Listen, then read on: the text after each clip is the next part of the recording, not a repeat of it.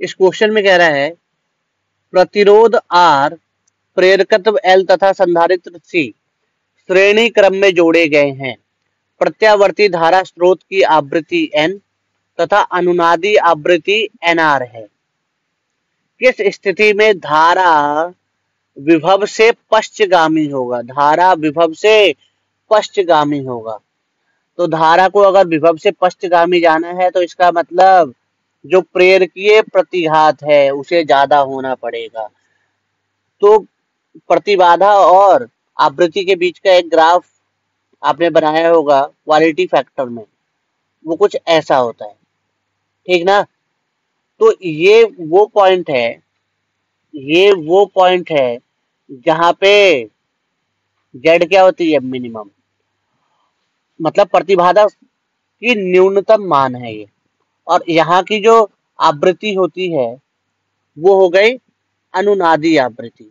क्या हो गई? अनुनादी आवृत्ति। ठीक है, अब देखो, अब इस वाले पॉइंट के लिए एक्सएल बराबर एक्सी है। ठीक, अब देखो हम क्या जानते हैं, XL is directly proportional to आवृत्ति और XC is inversely proportional to आवृत्ति। अब ऐसे में जब आवृत्ति छोटी होगी उस समय एक्सी बड़ी होगी, एक्सी बड़ी होगी।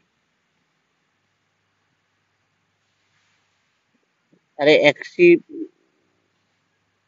अगर आवृत्ति छोटी है तो एक्सी बड़ी होगी। या ऐसा मान लो कि जब आवृत्ति बढ़ती है तो एक्सी घटती है एंड एक्सएल बढ़ती है। क्लियर? एंड एक्सएल बढ़ती है। तो इस वाले रीजन में क्या होता है? XC is greater than XL, XC is greater than XL.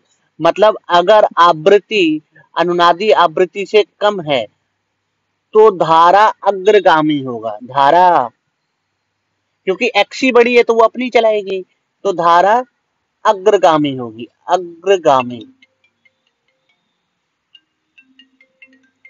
ठीक है, धारा अग्रगामी होगी।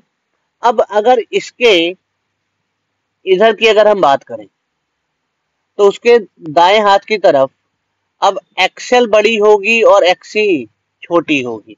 एक्सएल बड़ी का मतलब, एक्सएल बड़ी का मतलब कि धारा अब पश्चगामी होगी और इधर की जो आवृत्ति होती है वो अनुनादी आवृत्ति से बड़ी है और ऐसे में क्या है? धारा पश्चगामी, धारा पश्चगामी।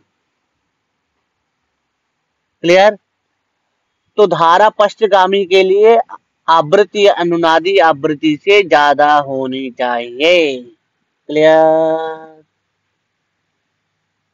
क्लियर?